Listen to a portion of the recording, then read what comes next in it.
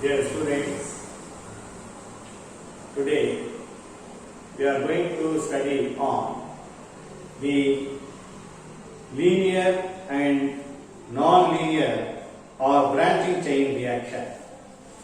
Okay? Linear and non-linear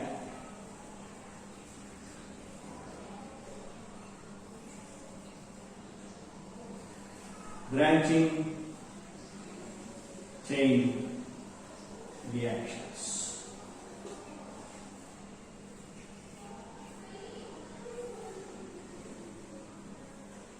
Listen, the rate of any chain reaction mainly depends on the number of chain carriers produced in the chain initiation step or removed in the chain inhibition process or that combines to give the product. Okay, mainly depends upon the number of chain carriers. If the chain carriers give rise to larger number of radicals or atoms, then it is called a branching chain reaction or a non-linear chain reaction. If it does not give rise to larger number of radicals or atoms or ions, okay, then such type of reactions is called linear chain reactions. Okay, see, when the reacting intermediates gives rise to larger number of atoms or radicals, then it is called non-linear or branching chain reaction. If it does not give rise to larger number of atoms or radicals, then it is called linear chain reactions. Okay, now the mechanism of the reaction involving branching chain process can be represented like this. First, the substance, that is reactant, gives R. This is nothing but chain carrier. Okay, this is nothing but the chain carrier. And in the second step, the chain carrier gives rise to larger number of reactive intermediates. This is branching chain reaction. Okay. Third one, the radicals gives product and again radicals. So this is called reaction gives rise to product, okay, final product plus chain carrier. Okay. Fourth one,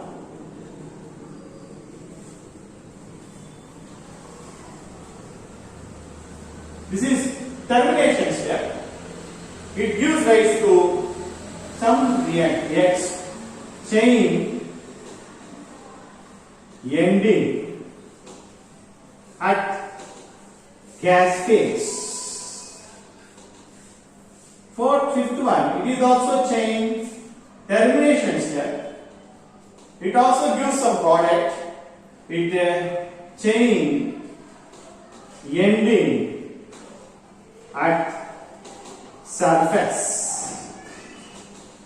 So this is the mechanism of a branching chain reaction in which first step is the chain initiation step. Okay. Third step is the chain propagation step where the product and chain carrier is formed. And fourth and fifth step is the removal of radicals either at the gas phase or at the surface. Now we will study one by one. First, the substance. Okay. To give the radicals, or this is the chain initiation step. Okay, first one,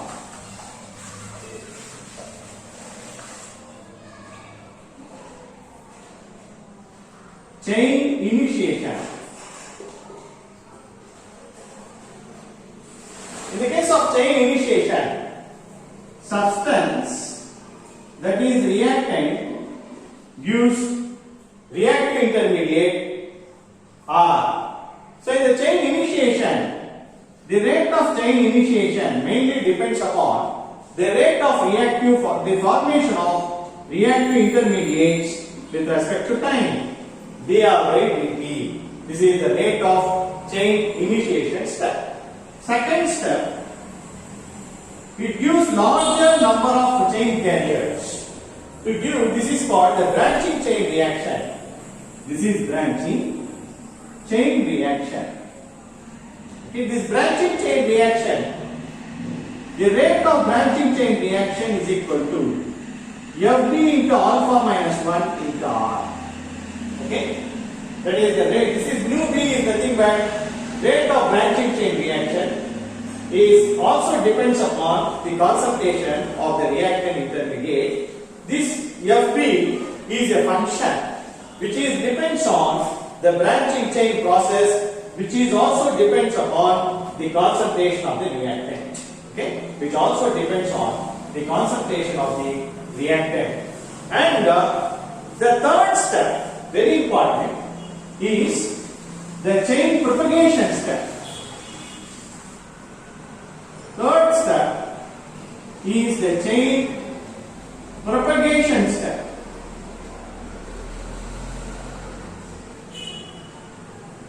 Where all the reactants are converted into product.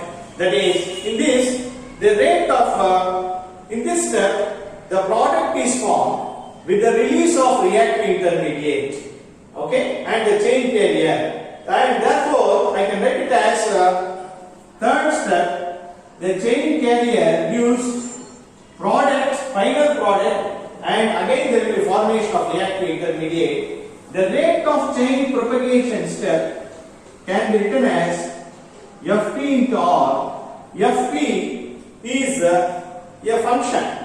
Okay, this is the function which depends upon the active intermediate R, and it is depends upon the concentration of the product. Fp is a function which depends upon the concentration of the product. So the rate of chain propagation step mainly depends upon the concentration of reactive intermediate formed in the chain initiation step. Okay, the last one, fourth one, and fifth one is the chain termination step. Okay, that is chain termination.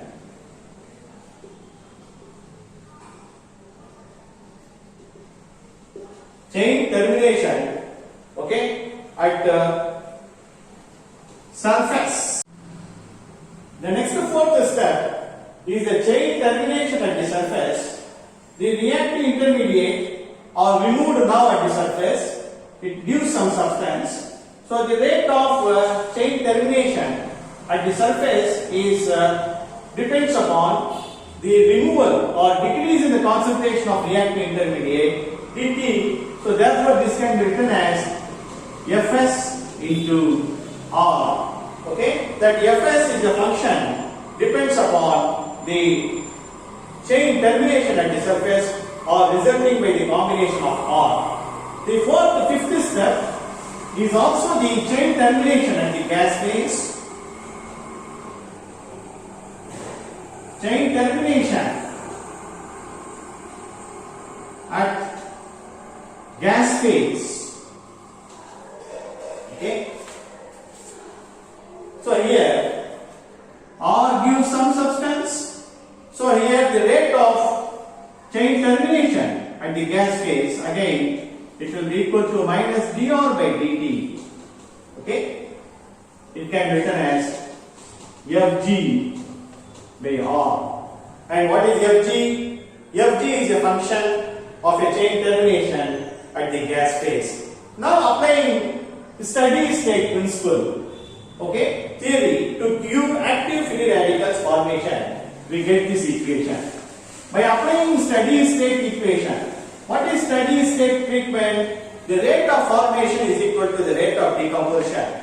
In this case, now I can write it as in the nu I plus Fb into alpha minus 1 into R minus Fs into R minus Fg into R equal to 0. That is, here positive sign represents rate of formation of the reactive intermediate. This negative sign represents the rate of removal of the reactive intermediate. Here in the case of rate of chain initiation step, where the reactive intermediate or is formed, therefore it is positive sign. And here also the reactive intermediate after conversion of the product, here also large number of chain carriers are formed, therefore it is positive sign. And this negative sign represents the active reactive intermediate are removed at the surface as well as at the gas phase. Now, I can write this equation as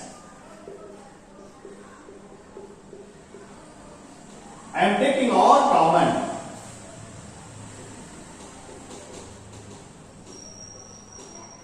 equal to 0. Now I am solving this equation. I am finding out the concentration of the reactive intermediate R. It will be equal to nu I Fs plus Fg minus Fb into alpha minus 1. This is the concentration of the reactive intermediate. Now, what is the rate of formation of the product?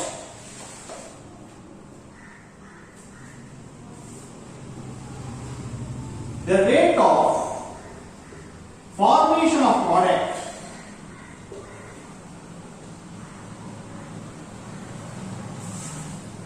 will be the rate of this reaction is depends upon the rate of propagation step.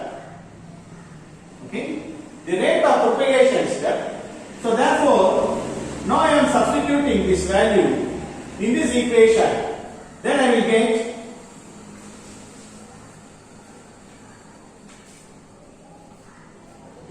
the rate of propagation will be equal to Fp into nu I will equal to Fp into nu I divided by Fs plus Fg minus Fb alpha minus 1. See, this is the general expression of a chain reaction. Okay, this is the general expression of a chain reaction for linear or branching chain process. This is for both for linear or branching chain process. This is the general rate expression of a linear and branching chain process. See, when alpha value is equal to 1, okay, when alpha is equal to 1, then the reaction is linear chain reaction. Why it is linear chain reaction? Okay, when alpha is equal to 1, linear chain reaction, there will be no branching chain process. When alpha is greater than 1, then it is branching chain process. See, when alpha is equal to 1, okay, when alpha is equal to 1, the denominator will become positive. Okay, when alpha is equal to 1, the denominator will be positive. The rate of the chain reaction will be what is called as will not be high, then there will be no explosion occurs. For example, if the chain reaction, in the case of chain reaction, if alpha value is greater than 1, what happens? If alpha value is greater than 1, what happens? The Fs plus Fg value will become positive and Fb value will become negative. So therefore what happens? The denominator will become 0. When the denominator will become 0, the rate of propagation will be very high. So high, as a result what happens? Explosion occurs. See, the essential condition for explosion, the condition is Fs plus Fg will become equal to Fb into alpha minus 1. Okay, this is the condition for explosion. When it will happen? When alpha value will be greater than 1. When alpha value is greater than 1, this will become positive and this will become negative and totally this denominator will become 0. when the denominator will become 0, the rate of propagation will be so high that there will be explosion occurs.